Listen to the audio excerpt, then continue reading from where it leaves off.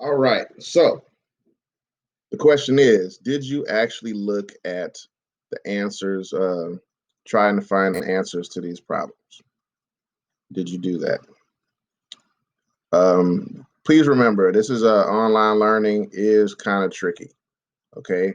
The best way you can learn, and I know that some people are like, hey, I'm not visual learners, I'm this kind of learner, whatever. It doesn't matter.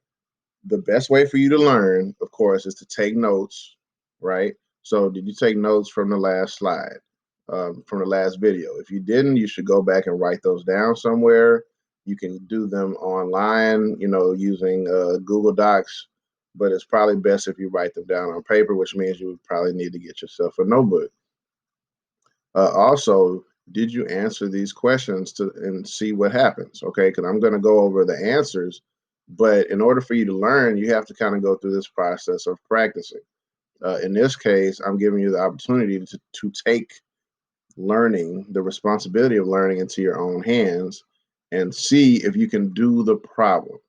Okay, I know you have an idea of what it is. You should at least try to do these problems. If you haven't, pause this video and try to do the problems and see how much you remember. And then you're going to see the answers, and the answers are going to tell you what you need to remember. It'll tell you what the answers are, and then you can see what you need to work on. All right. So the probability of an event is the number of ways it can happen over the total number of outcomes. Okay. So once again, if you haven't already tried to do these on your own, please take a moment, try to calculate them on your cell phone or paper or whatever, and see if you got the correct answer. Okay, so here are the correct answers. Probability of rolling a prime number, 4/6, which is 2/3. Probability of rolling the number, a multiple of 3 is 2/6. All right, and that simplifies to 1/3. And to find the probability of rolling a multiple of 4, that is one number out of 6. And the probability of rolling an even number, there's 3 even numbers on a dice, so that's 3 out of 6. That simplifies to 1/2. And the probability of rolling factors of 2, that is 2 out of 6. And that is 1/3. I don't know why it's not showing that, but that's what it is, 1/3. So those are the answers to those questions. All right. So more on probability.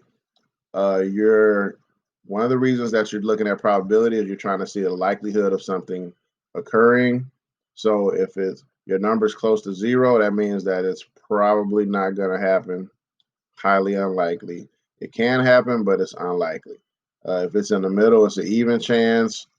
And then if it's close to the number 1, then it is likely. Okay. So like if you're listening to the weather for this week and they say, hey, it's an 80% chance of rain, that means that it's likely to happen. All right. So remember, when you're doing probability, you're looking up the number of ways that it can happen, and dividing that by the total number of outcomes. This thing can become a simple situation, or it can get real complicated depending on the question. You just need to be focused on what the basics of probability is, and it will make these things a lot easier for you. Don't get overwhelmed. Take your time. You're going to go over a video, and then that video is going to go into a lot of information. You probably need to take notes. All right. One of the ways you'll get extra credit in this class is by proving that you took notes. Okay, so taking notes is your responsibility. It's part of your learning process. So please do yourself a favor, take those notes. Y'all have a blessed day. Peace.